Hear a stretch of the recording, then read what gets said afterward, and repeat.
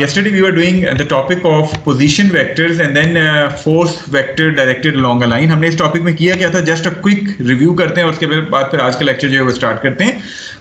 कोई से भी दो पॉइंट्स जो है, फॉर एग्जांपल मैं कहता हूँ आपके पास ये पॉइंट ए है और ये पॉइंट बी है. इन दोनों के दरमियान आपने एक वेक्टर डिफाइन करना है which defines the position of one point with respect to the other point. तो आप एक पोजीशन वेक्टर डिफाइन करते थे. इससे ये पोजीशन वेक्टर आपके पास ये वाला वेक्टर था जो कि position of B with respect to A define करता था. ये इसको हम लिखते हुए लिखते हैं आर ए बी के तौर पे लिखते हैं. That is the position vector which is being directed from point A to point B.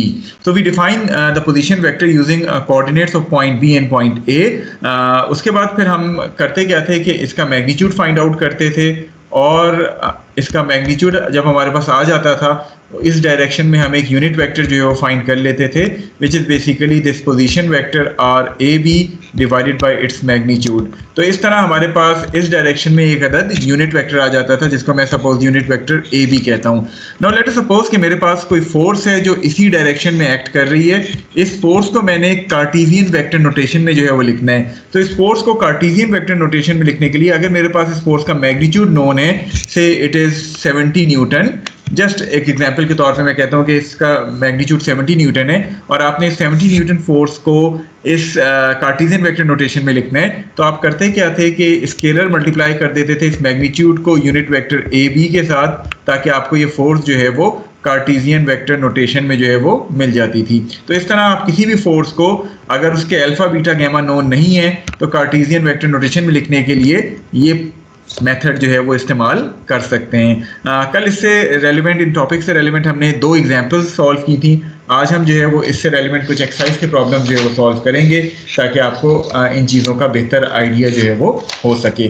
सो ये वो प्रॉब्लम से या ये वो जो स्लाइड थी जिस पे हम कहते हैं कि मुख्तलिफ प्रैक्टिस प्रॉब्लम जो है वो हमने सॉल्व करने थे. प्रोबेबली 2-12 और शायद 2-13 या 14 में से कोई एक हमने कल सॉल्व की थी. आज इन प्रैक्टिस प्रॉब्लम्स में से हम 2 या 3 प्रैक्टिस प्रॉब्लम्स जो है वो सॉल्व करेंगे और बाकी प्रैक्टिस प्रॉब्लम्स को आप as a non submitted homework के तौर पे ले सकते हैं. प्रैक्टिस के लिए आप मिनिमम ये प्रॉब्लम्स सॉल्व करेंगे ही करेंगे. इसके अलावा जितना टाइम आपको वीकेंड पे मिलता है जितने ज़्यादा प्रॉब्लम्स आप सॉल्व करेंगे इस टॉपिक से रेलिवेंट, आपकी उतनी ही बेहतर इस टॉपिक की अंडरस्टैंडिंग हो जाएगी.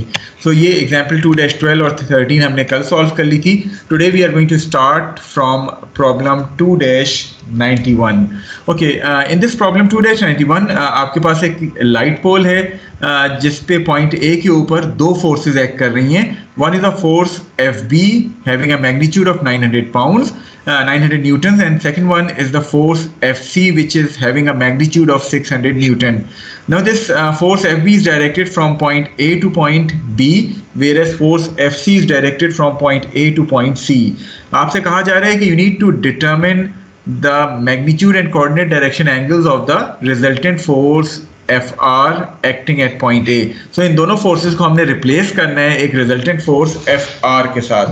Now in order to replace or in order to find out that resultant force, first of all we need to write these forces in terms of their Cartesian notation. So in order to write these forces in terms of Cartesian notation, उसके दो तरीके हैं. या तो आपको alpha beta gamma known है इन forces के, या फिर आप ये force into unit vector along that line वाला मेथड जो है वो इस्तेमाल कर लेंगे. क्योंकि यहाँ अल्फा बीटा गैमा नोन नहीं है तो that's why we are not going to use that particular method. However हमारे पास इन फोर्सेस की लाइन ऑफ एक्शन नोन है तो हम यूनिट वेक्टर फाइंड आउट करके इन फोर्सेस के मैग्नीट्यूड को इस यूनिट वेक्टर से मल्टीप्लाई करके कार्टेशियन वेक्टर नोटेशन जो है वो बना सकते हैं. लेकिन इन फोर्सेस को कार्टेशियन नोटेशन बनाने के लिए जो यूनिट वेक्टर की हमें ज़रूरत है उसके लिए हमें पोजीशन वेक्टर की ज़रूरत पड़ेगी और पोजीशन वेक्टर के लिए ज़रूरी है कि हमें इन पॉइंट्स के कोऑर्डिनेट्स नोन हो. तो सबसे पहले हम स्टार्ट कर लेते हैं from point A. In order to reach point A from the origin O, we should travel along the z-axis in this particular fashion. ऐसे ही है? Yes, sir. So what are going to be the coordinates of point A? So Z में सिर्फ 6 move करना है.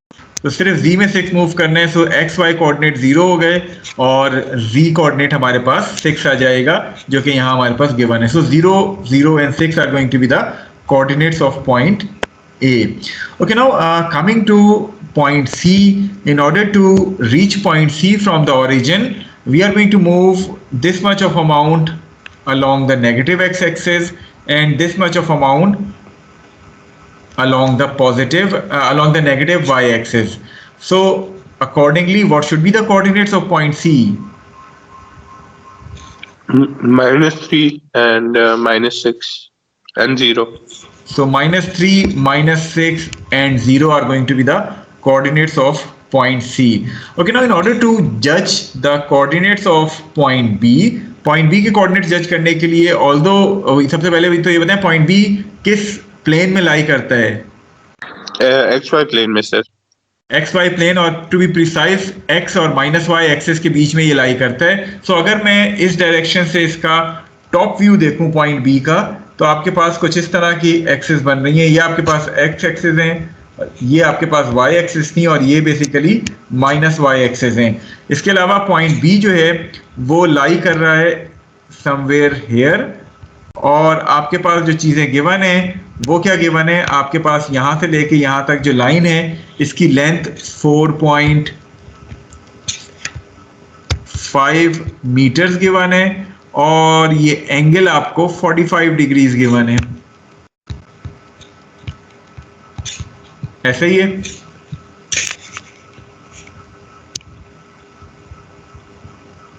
Sir इसको resolve कर लेंगे 4.5. तो आप इसको रिजॉल्व कर लेंगे using the parallelogram law 2 dimension में जैसे हमने बनाया. तो आपके पास ये दो कंपोनेंट्स आ जाएंगे. One is a component along the positive x-axis, the other one is a component along the negative y-axis. So चूंकि आपको एंगल y से गिवन है, although 45 से फर्क कोई नहीं पड़ेगा, but this component would be equal to 4.5 cos 45 with a negative sign, and this is going to be equal to 4.5 sin 45. ऐसे ही है.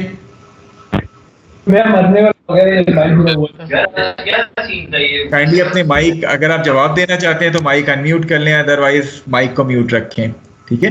So the coordinates of point B are going to be 4.5 sin 45, -4.5 cos 45, 0. So once you put the values of cos and sin, आपके पास accordingly point B के जो coordinates आएंगे, those coordinates are going to be 3.18 -3.18 and 0. समझ गए ये? Yes sir.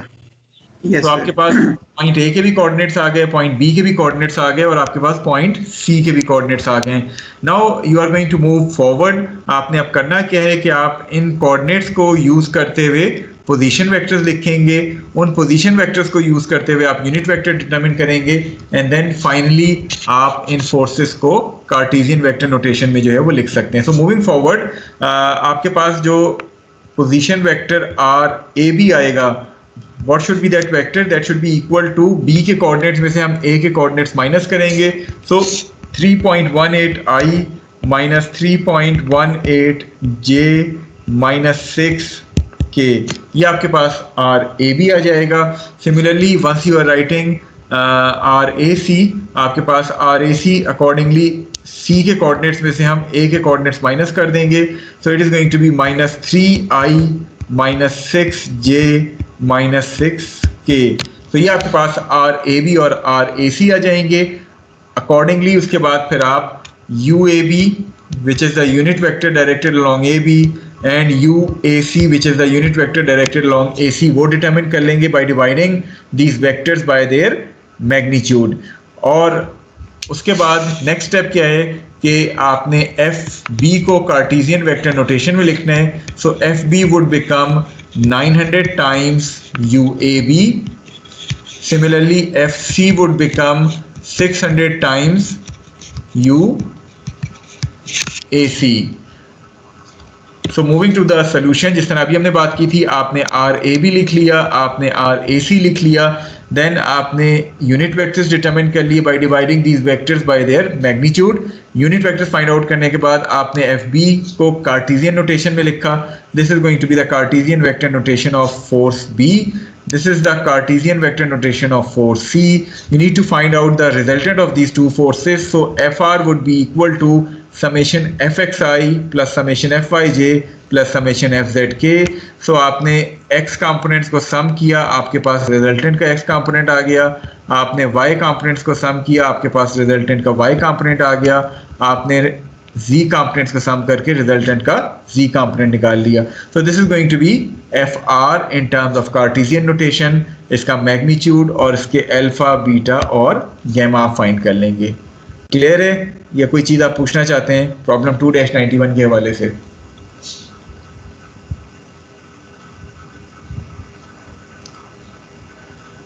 Ji, any question, any query?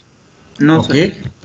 So let us move to our next problem, which is problem 2-95. थोड़ा सा इसको अगेन गौर से समझ लें, क्योंकि इसमें वही मेथड इस्तेमाल हो रहा है जिससे पहले हमने पिछले क्या कहते हैं, पिछले टॉपिक के भी एक आध प्रॉब्लम में जो है वो इस्तेमाल किया था।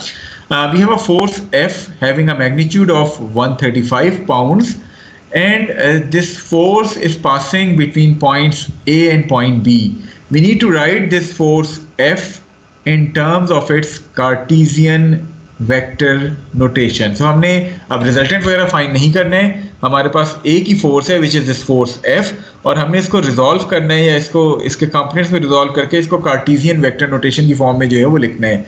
Now in order to write this force F in terms of its Cartesian notation, we need a unit vector which is being directed from point A to point B. इस लाइन में unit vector हमें चाहिए। It means that first of all we need to find out a position vector RAB, और उस position vector को find करने के लिए we need the coordinates of point A and coordinates of point B. So starting with the easier point जो कि हमारा point B है, in order to find the coordinates of point B, चूंकि origin हमारे पास ये given है, so from origin we need to travel this much of amount along the positive x-axis and this much of amount along the negative y-axis in order to reach point B. So accordingly point B के अगर हम coordinates की बात करें तो वो आपके पास बन जाते हैं 5,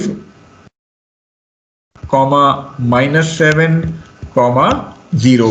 So these are the coordinates of point B, 5, -7 and 0. I hope के point B के coordinates तमाम students को clear हैं।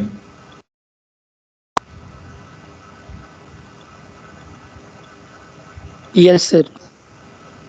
Okay, now coming to point A, in order to reach point A, we need to travel this much of amount along the positive y-axis, this much of amount along the negative x-axis, and this much of amount along the positive z-axis. It means that point A should have all the three coordinates, that is in terms of x, y and z-axis. अब ये coordinates determine करने के लिए थोड़ा सा गौर से इस figure को देखें। मैं ये रब कर देता हूँ जो मैंने वेक्टर्स बनाए। ओके, इन कोऑर्डिनेट्स को ड्रॉ करने के लिए सबसे पहले हम करते क्या हैं कि हमारे पास ये वाली जो लाइन है which is starting from point O two point A, this line has a length of 10 feet and a right angle triangle is being given to you, which is this particular triangle. Just for your understanding, मैं आपसे कहता हूँ कि इस right angle triangle पे A और B आया हुआ है। मैं कहता हूँ ये पॉइंट C है और ये पॉइंट D आ जाता है।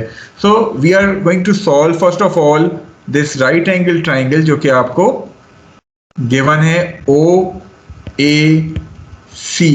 ये एंगल आपको जो है वो 70 डिग्रीज गिवन है। सो अकॉर्डिंगली आपके पास ये वाला कंपोनेंट कितना बनेगा?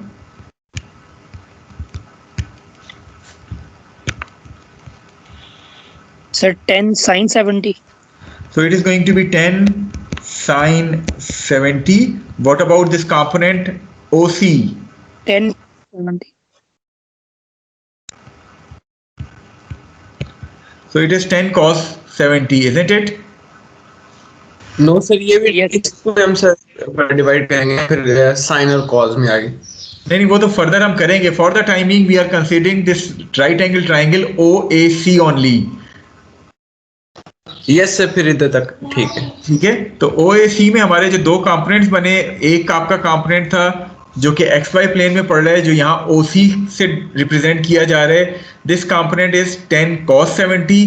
The other component is CA which is directed along the positive z axis. So if that component is directed along the positive z axis, so what does this 10 sine 70 represents? Z coordinate. It represents A का. the z coordinate length of point A, या इसको हम AZ के तौर पे लिख सकते हैं. यहां तक क्लियर है? इट मींस कि आपके पास 10 cos 70 जो है वो AZ आ गया है. Yes, sir. Okay, now coming to this component which is OC.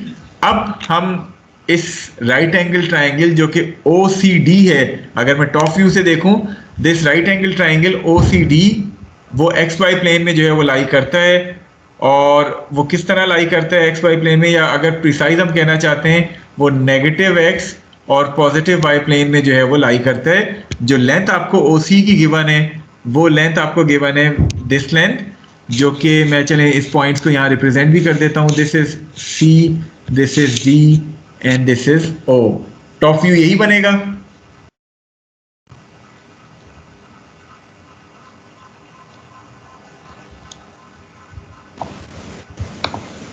Yes, sir. Yes, sir.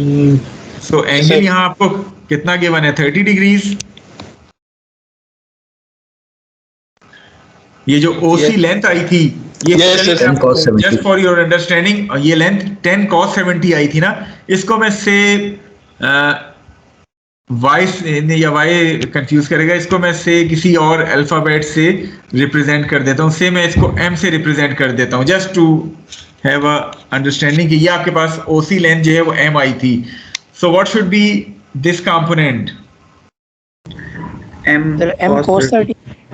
So it is going to M be cos 30. M cos 30, which is along the y-axis, Y-axis. positive y-axis.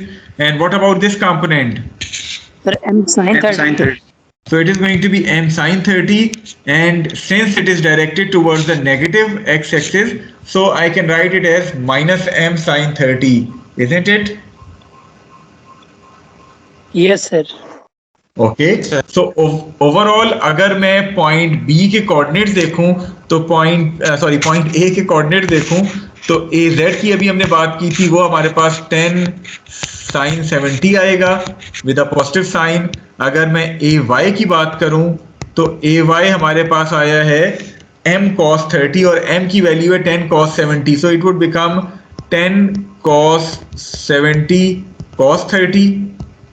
ऐसे ही है. Yes, sir. इसी तरह अगर मैं AX की बात करूं तो चूंकि ये कंपोनेंट नेगेटिव साइड पे आया है माइनस M sin 30, तो मैं इसको माइनस 10 cos 70 sin 30 लिख सकता हूं.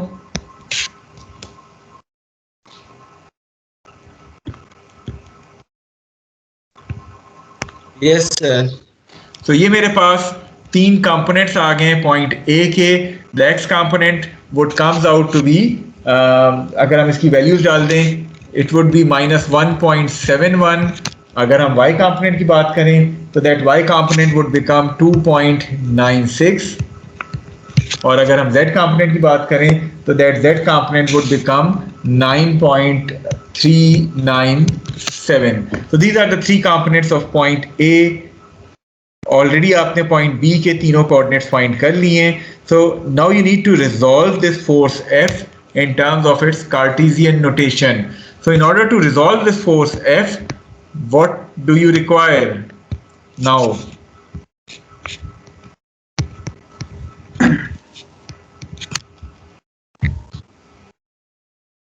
You will be requiring this vector RAB, जिसमें आप B के कोऑर्डिनेट्स में से A के कोऑर्डिनेट्स को माइनस कर देंगे. So 5 minus 1.71 would become 6.71i. इसी तरह अगर हम J कंपोनेंट की बात करें तो -7 minus 2.96, it would become -9.96j. अगर हम Z कंपोनेंट की बात करें तो 0 minus 9.397, that would become -9.397k. तो ये आपके पास RAB आ गया. नेक्स्ट स्टेप क्या होना चाहिए हमारे पास? सर यूनिट वेक्टर निकालना है. यूनिट वेक्टर निकाल लेंगे. So that unit vector u A B वो हम कैसे निकालेंगे? It would be equal to r A B vector divided by its magnitude. इसका मैग्नीट्यूड हम निकाल लेंगे और इस वेक्टर को डिवाइड कर देंगे. देन फोर्स को रिजॉल्व कैसे करेंगे? In Cartesian notation. Sir 135 multiply by unit vector. तो हम स्केलर मल्टीप्लिकेशन कर देंगे 135 की with this unit vector UAV. So overall अगर हम रिवाइज करें, ये हमारे पास वो पोजीशन वेक्टर आया था RAB, उसका मैग्नीट्यूड आ गया 15.25. इस डायरेक्शन में आपने यूनिट वेक्टर डिटरमिन कर लिया एंड अकॉर्डिंगली इस फोर्स को आपने कार्टेशियन वेक्टर नोटेशन की फॉर्म में लिख लिया. इसके अलावा आपको अल्फा बीटा गैमा भी फाइंड करने थे. सो अल्फा बीटा गैमा अब बार बार मैं रिपीट नहीं करूंगा. आप या तो फोर्स के इन चीज़ों को इस्तेमाल कर सकते हैं for finding alpha beta gamma, या अगर आप चाहें तो यूनिट वेक्टर की इन चीज़ों को यूज़ करते हुए अल्फा बीटा गैमा फाइंड कर सकते हैं. दोनों आपको सेम आंसर देंगे because this unit vector is also directed along the same line. Clear है या कोई चीज़ आप पूछना चाहते हैं? एक्सक्यूज मी सर, यहाँ पे एक क्वेश्चन है कि जो OAC है वो आपको किस तरह पता चला कि राइट एंगल है? OAC ये देख रहे हैं आप?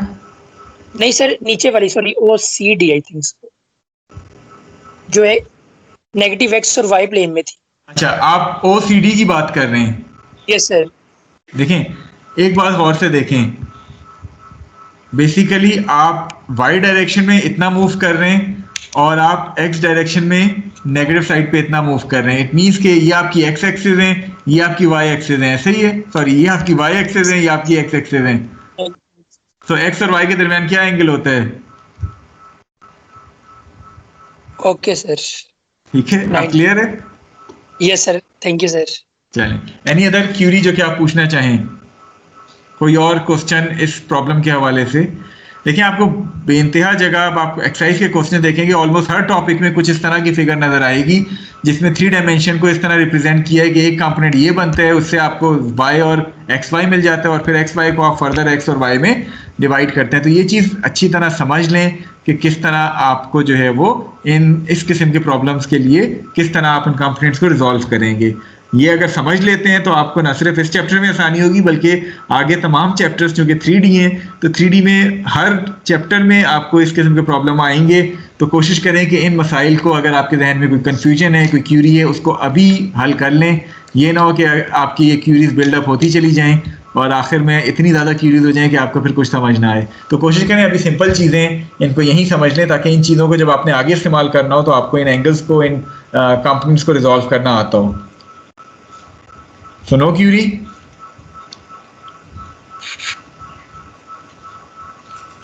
Yes, sir. चलिए, तो हम इस टॉपिक का आखिरी प्रॉब्लम करते हैं और प्रोबेबली उसके बाद फिर हम नेक्स्ट टॉपिक अगर देखते हैं, टाइम बचा तो ठीक है, अदरवाइज फिर हम नेक्स्ट टॉपिक जो है वो अपनी नेक्स्ट वीक की क्लास में स्टार्ट करेंगे.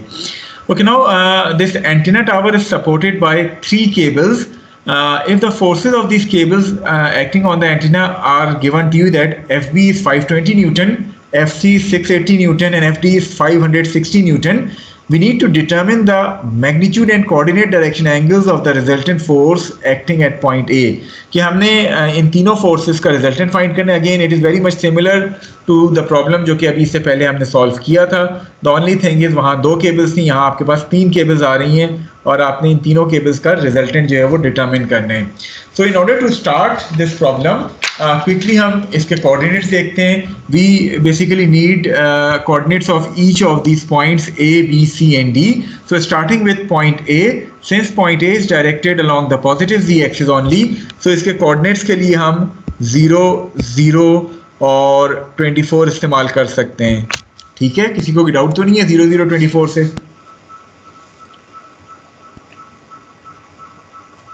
किस फोर्स के लिए? Basically we are talking about coordinates of point A.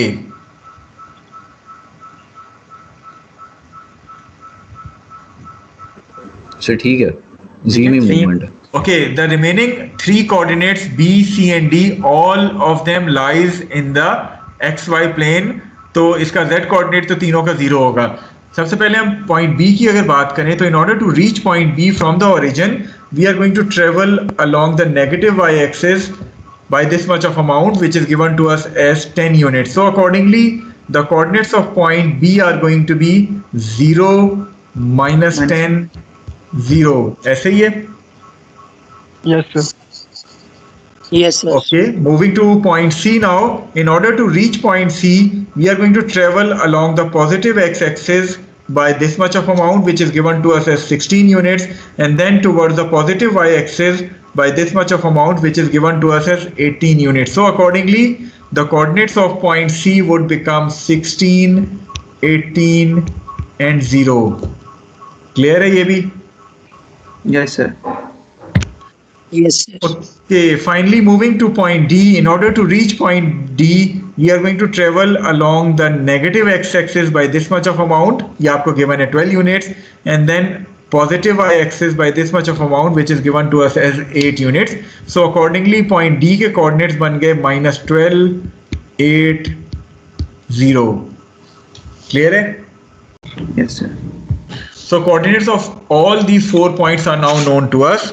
Moving towards position vector, first of all, our AB vector is going to be -10, j, -24, k.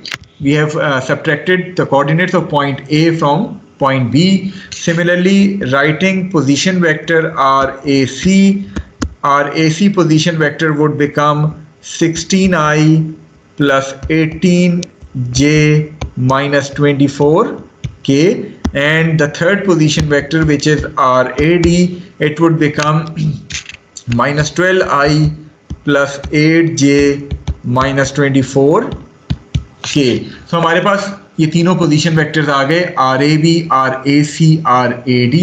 इन तीनों का हम मैग्नीट्यूड फाइंड आउट कर लेंगे, जो कि हमें दे देगा UAB, which is the unit vector directed along AB, UAC, which is the unit vector directed along AC, and UAD, which is the unit vector directed along AD. Find कर लेंगे unit vectors ये. Yes, sir. Okay, Yes, in the sir. next step, we need to write these forces in terms of their Cartesian notation. So FB would become 520.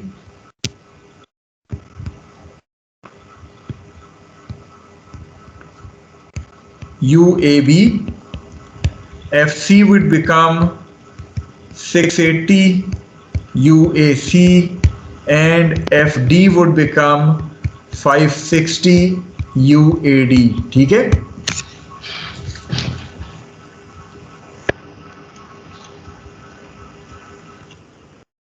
तो आपके पास ये तमाम वो forces आ गई हैं. RAB, RAC, RAD, आपने तीनों unit vector position vector find कर लिए, जिससे आपको ये तीनों यूनिट वेक्टर्स मिल गए, और उसके बाद आपने force multiply by that relevant unit vector की मदद से इन तीनों फोर्सेस को कार्टेशियन वेक्टर नोटेशन में जो है वो लिख लिए. Okay, now the resultant of these forces is going to be FR, which is equal to summation F. आप इन तीनों फोर्सेस को सम कर लें, आपके पास जो है वो I, J और K से ये FR आ जाएगा, और अकॉर्डिंगली आपके पास उसका मैग्नीट्यूड और उसके अल्फा बीटा गैमा आ जाएंगे. Is it clear to all of you? अच्छा, एक एक्सरसाइज का प्रॉब्लम है जो पिछले टॉपिक से रेलेवेंट था, उसको देख लेते हैं, क्योंकि आप तो इसमें हमने बेसिकली इन तीनों फोर्सेस को कार्टेशियन वेक्टर नोटेशन में लिख के इनके रिजल्टेंट्स जो है वो फाइंड करने हैं. सो स्टार्टिंग विद फोर्स F2, चले मैं आपसे ही पूछता हूँ, F2 को आप कैसे रिजॉल्व करेंगे? लिख सकते हैं कार्टेशियन नोटेशन में F2 को?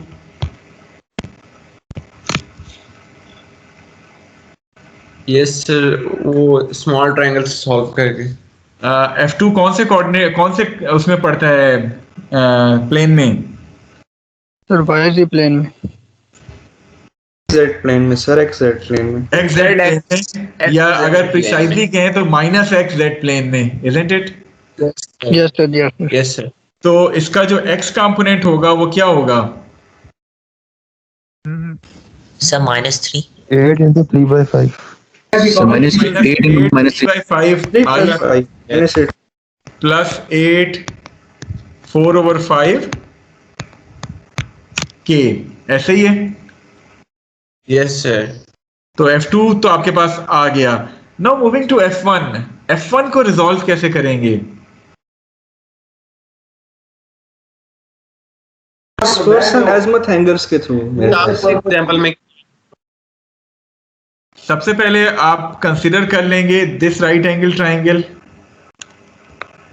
ऐसे ही है। यस सर, ये एंगल आपको गिवन है 60 डिग्रीज। सो इट मींस कि आपका ये वाला z कंपोनेंट जो है वो क्या हो जाएगा 10 sin 60 sin 60, positive negative. Yes sir, positive positive negative sir. अब जरा इसीलिए एक सवाल कराने का मकसद ही है, ये F1 को जरा Negative, sir, रिजॉल्व करें। negative. ये देखिए दो एरोज मैंने बनाए हैं, पॉजिटिव z की तरफ है, नेगेटिव z की तरफ। Negative z sir. So this component negative. is going to be negative 10 sin 60। So अगर मैं कहूँ आपके पास F1z जो है वो आपके पास आ गया -10 sin of 60। ठीक है ये चीज? एक क्वेश्चन था सर, है तो ये ऊपर पॉजिटिव z एक्सिस में। देखिए आपके पास एक फोर्स इस तरह एक्ट कर रही है, इसके जब आप कंपोनेंट्स बनाएंगे तो आपके पास जो कंपोनेंट बनेंगे वो ये वाले कंपोनेंट बन रहे हैं। आपके पास पॉजिटिव z एक्सिस इस डायरेक्शन में, since this component is acting towards the negative z axis, so accordingly you are going to include a negative sign with this F1z। ठीक है, Okay, समझ। यस सर, समझ गए? अच्छा चलें, अब F1z आ गया मेरे पास। मैं इस कंपोनेंट की बात करूं जो कि दूसरा वाला कंपोनेंट है, ये कंपोनेंट क्या हो जाएगा? Sir 10 cos 60 minus 10 10 cos cos 60। अभी मैं प्लस माइनस की बात बाद में करूंगा। 10 cos 60 हो गया। चले मैं इसको कहता हूं दिस इज समथिंग जिसको मैं A से डिनोट कर रहा हूं। अब जरा मैं टॉप व्यू अगर देखूं इस जगह से, तो मेरे पास ये वेक्टर किस प्लेन में लाई करता है? Sir x z Y side sir. Minus y या एक्स माइनस वाई प्लेन में, ऐसे ही है। यस सर, ये वो वेक्टर है जो मेरे पास आया है A के बराबर 10 cos 60, ऐसे ही है। यस सर, ये एंगल अब मुझे गिवन है 30 डिग्रीज। अब मैं इसके जब कंपोनेंट्स बनाता हूं तो this would be A sin 30, yes sir, yes sin 30, A cos 30, ऐसे ही है। Yes sir, since A sin 30 जो है वो किस एक्सिस के अलोंग बन रहा है? Positive x, negative x? Negative axis sir negative. Negative x. So accordingly, this angle should be negative. What about A cos 30? Positive y, negative y. Sir positive y की तरफ डायरेक्ट Negative तो y. Sir positive ये component आपके पास positive आ जाएगा। So overall अगर मैं बात करूं F1 की, तो आपके पास F1 की कार्टेशियन नोटेशन आ जाएगी -A sin 30, जिसमें A आपके पास 10 cos 60 के बराबर है, इस बात का ख्याल रखें, plus A cos 30 minus 10 sin 60, I, J और K. Is it clear to all of you? Excuse me sir, यहाँ A -10 cos 60 नहीं है? क्यों? देखिए आप A को -10 ना लिखे ना, आपने इस वेक्टर को इसी डायरेक्शन में ड्रॉ कर लिया और अकॉर्डिंगली उसके फिर जब आपने कंपोनेंट्स बनाए वहां आप माइनस प्लस ऐड कर रहे हैं ना। Okay sir. ठीक है, Z को तो आपने डायरेक्टली इसलिए लिख लिया कि वो Z एक्सिस के अलोंग आ रहा था। A किसी एक्सिस के अलोंग तो नहीं पड़ रहा, A तो एक्स वाई प्लेन में पड़ रहा है। आप जब इसके फर्दर कंपोनेंट्स बनाएंगे तो उसके साथ आप फिर नेगेटिव पॉजिटिव जो है वो अकॉर्डिंगली लिख सकते हैं। Okay sir. अच्छा नेक्स्ट क्वेश्चन, ये F1 हर एक को समझ आ गया? Yes sir. यस सर, चलें अब जरा हम F1 को साइड पे कर देते हैं और हम बात करते हैं F3 की। मैं ये रब कर देता हूं। अब हम टोटली आ जाते हैं F3 के ऊपर। चूंकि टाइम बचा था तो इसलिए मैंने कहा कि आप लोगों को ये सॉल्व करा दूं। आप में से किसी ने पूछा था तो मैंने कहा बजाय ईमेल पे जवाब देने के मैं पूरी क्लास को ही सॉल्व करवा देता हूं, टाइम अगर हुआ तो, और इत्तेफाक से टाइम था। चलें F3 की बात करते हैं।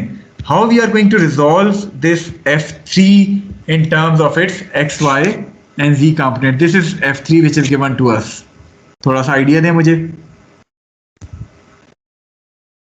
ट्रांसवर्स एंड एजिमुथ एंगल्स के थ्रू। सबसे पहले मैं उसी तरह इस ट्राइंगल को कंसिडर कर लूंगा ये कंपोनेंट कितना बनेगा फाई की टर्म में अगर हम बात करें? Sir f sin phi, f3 sin phi. F3 sin phi और F3 चूंकि इस डायरेक्शन में, इट मींस कि इसके कंपोनेंट्स आपके इस डायरेक्शन में बनेंगे, तो ये F3 sin phi किस एक्सिस के अलोंग आ रहे हैं? सर नेगेटिव नेगेटिव जी Sir, negative Z। x-axis. So accordingly Oh, आपने negative इसको z axis. माइनस का साइन दे दिया, सो इसका Z कंपोनेंट बन जाएगा माइनस F3 sin phi। ये चीज हर एक को क्लियर है? Yes sir. ये वाला Yes, जो sir. कंपोनेंट बचेगा ये F3 cos phi होगा अकॉर्डिंगली। Yes sir. अच्छा, अब जरा टॉप Yes. व्यू देखें, ये F3 cos phi जो है ये किस प्लेन में लाई करता है? XY प्लेन में। सर एक्स वाई प्लेन में। या Sir, प्रिसाइजली negative कहें x और y minus x positive y plane में, ऐसा ही है? Yes sir. Yes, sir. ये वेक्टर आपके पास आ गया है इस फॉर्म में। चलिए मैं F3 cos phi को कह देता हूं it is A। So A vector आपके पास ये आया है और इसका एंगल आपको किस एक्सिस से गिवन है? थीटा। सर वाई से Sir, y y. एक्सिस से गिवन है ये थीटा। अब जब आप इसको रिजॉल्व करेंगे इसके दो कंपोनेंट्स में, तो ये आपके पास a के दो कंपोनेंट्स बनेंगे। This is going to be a cos of theta, this is going to be a sin of theta. ऐसा ही है? Yes Yes, sir. a sin theta positive x axis की तरफ है या नेगेटिव एक्स एक्सिस की तरफ? Positive x. पॉजिटिव की तरफ है, so Positive. It is going to be written with a positive sign. What about a cos theta? Sir, negative y axis. It is directed along the negative y-axis, so it is going to be minus a cos theta. So accordingly, आपके पास जो F3 बनेगा Cartesian vector notation में, that F3 would be equal to a sin theta I minus a cos theta j minus F3 sin phi k, जिसमें a आपके पास जो है वो F3 cos of phi बनता है। Is it clear to all of you? F1 F2 F3 के वाले से बाकी काम सिंपल है, आपने इसका रिजल्टेंट फाइंड करना था, वो इसके इंडिविजुअल आई जे के को ऐड कर दें तीनों के, तो आपको रिजल्टेंट मिल जाएगा। लेकिन ये एंगल समझना बहुत ज़रूरी है काइंडली, चूंकि मैंने आपको कि कोई भी नेगेटिव वाला प्रॉब्लम नहीं करवाया था, इसलिए ये अभी मैंने स्पेशली आपको करवाया है ताकि थोड़ा सा आपको आइडिया हो जाए कि कैसे हमने इसको जो है वो सॉल्व करना है।